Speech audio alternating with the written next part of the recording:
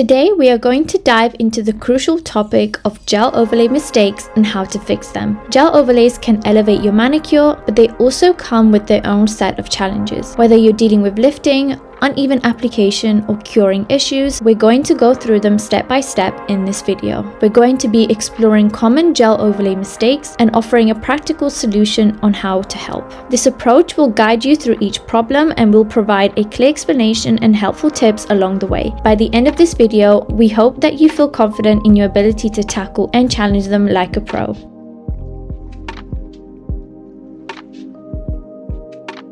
In today's video, we'll be using Modelones Builder Gel Kit. So if you're interested in this kit, check out the link in the description box down below.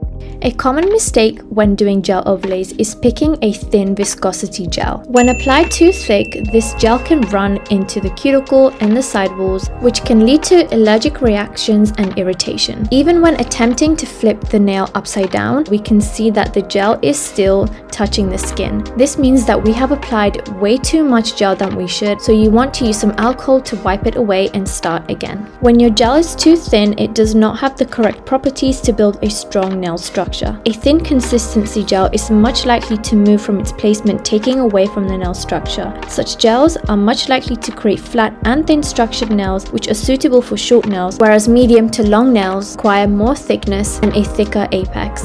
Instead, you must use a thick viscosity gel. This is super important if you want to achieve long-lasting and well-built nails. We know a gel has a good viscosity when you touch the brush to the neck of the bottle and see that it is string-like. This suggests that it's thick and has good strength to build the nail. Don't forget to check out the description box down below if you're interested in these Modelones Builder Gels. When you are using the right viscosity builder gel, you will find that you are able to guide it down the nail without any issues of touching the skin or the gel running into the sidewalls. The application will be smooth and the gel should fall right into place. If it helps, don't forget to hold the nail upside down to let gravity pull the gel to the center of the nail. This is especially important if you're doing a long nail gel overlay, as longer nails definitely require an apex. However, a shorter nail may not require this and can sometimes get away with being a little bit flat. Let's take a look at the differences between a thick and thin viscosity gel. As you can see, on the left side we have a runny cuticle, however on the right side we have a nice and well-built nail. This is what your nail structure should look like after doing your gel overlay. Definitely try to use less gel for shorter nails and don't worry too much about the apex. Poor product removal from a previous gel nail extension causes gel to be applied unevenly on top. This accentuates the uneven nail base and will also make the nail thick, which is the cause of poor nail structure, bulky, broken, and chipped nails. A completed gel overlay over an uneven base leads to very uneven looking nails. The base of the nails may look bulky or super imbalanced. Poor gel removal and an uneven base is due to poor hand filing or e-filing. In such cases, the nail is removed in sections without filing in a continuous movement. This would lead to an uneven nail base because we are unable to remove the gel in even sections. When the gel is removed with such poor technique, any gel that is applied on top will accentuate the unevenness of the nail. If your nail looks like this after hand filing, it is very uneven. We can tell because the light is hitting some of the areas which have not even been touched by the hand file, just like this e-file. As you can see, the e-file is not removing the gel in one smooth section, which is leading to dents in the nail surface. If your nail looks like this when e-filing, you need to be able to file the gel off without stopping as you go along. This could be an indication of low speed or maybe not applying enough pressure. As you can see, this nail was very uneven, and by applying our gel overlay, we have only accentuated its poor nail base. This is also leading to incorrect structure because there is no apex, which is what gives the nail strength. It is important to look at your nails from a side view to understand exactly where your gel has been placed. As you can see from this angle, there is no apex and the nail is too flat for a medium to long nail. Although this is a common problem for medium to long nails, this can also be an issue for short nails. It is possible to remove the nail completely before doing a gel overlay, so that way you have a nice, clean, and fresh base to apply your gel. Nevertheless, this common gel nail mistake is very easy to fix. You want to start by properly removing your gel base, or if you wish to keep a thin layer of gel on your nails, you want to make sure that your base is as smooth and as thin as possible. When removing gel, work in sections to avoid skidding all over the nail. When using a hand file, have a good grip on the nail and start filing from the sidewalls to the middle and then to the other sidewalls. Gently move your way to the cuticle and use a lighter hand to avoid cutting or hitting the cuticle skin. This should be a continuous movement with minimal pausing. Once the nail is even, you can prep the nail for gel application. However, if you wish to use an e-file, you must use a steady hand and a suitable speed between 10 to 12,000 RPMs. You should start from the left sidewall, making your way to the middle and then to the right sidewall. Once you have finished filing these areas of the nail evenly, move to the cuticle area, decreasing your speed to about 6 to 8,000 RPM. This is to avoid cutting the skin or over-filing the gel, which may damage your natural nails. Your finished base should have no shiny spots, and as you can see from this comparison, a good even base will look nice and smooth with a flat surface and smooth finish. When we try to perfect our cuticle application, we may sometimes get too close to the skin. This unfortunately may lead to touching the skin or the gel expanding too much and leaking into the sidewalls and cuticle. This may lead to nails that look like this, and unfortunately these nails do not last long as they will lift and peel over time. It is also possible that the finger is laying flat on the table or it's facing upwards, which as a result causes the gel to move into the cuticle. We can have big lifted pockets causing the nail to pop off.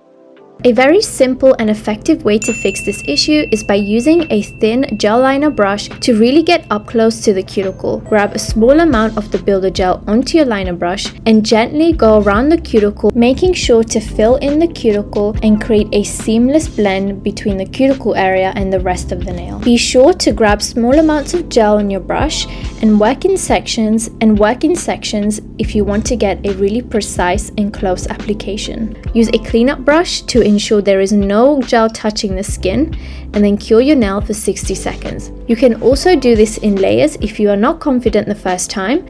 After curing, you can go in with a bit more gel where you have missed any areas, and this will definitely give you a flawless finish. Here is a before and after of the nails, where by using this technique we have improved the appearance of the cuticle. A poor nail structure can be due to multiple things. The first one being the natural nail structure. It is important to understand what natural nail structures different people have. For a nail with a naturally high apex, we will sometimes end up using too much gel, which leads to the bulking of the nail. When we use too much gel on a nail with a naturally high apex, we end up with a bulky and thick nail which looks imbalanced due to a thick application. As you can see here, the gel is too much and too thick on the nail. As it is being guided down the nail, there is too much excess at the free edge. Unfortunately, this application has led to air bubbles on the surface of the nail, some gel on the sidewalls, and also a very bulky and uneven surface. This is another example of a finished set of bulky nails. As you can see, these nails are too thick with the incorrect structure, and over time these will not be able to support the nail, and within a couple weeks a medium to long nail will not have a supported structure, whilst short nails with air bubbles might start lifting. It is important to remember that flat nails can be too thin if they are not built up with enough gel. Here's an example of a nail that is built too thin. As you can see, the structure from the sidewall is too flat. In order to fix this, it is important that we add extra gel in the center of the nail, even if the nail has already been cured. Do this by adding a small bead of gel and working this down until it reaches the free edge. Make sure to clean the sidewalls so there is no extra gel at the sidewalls, and make sure to always angle the finger downwards to avoid flooding into the cuticles. Assess the nail from different angles to ensure the nail is not too flat. As you can see here, the nail is not too thick nor too flat, and we have a good structure.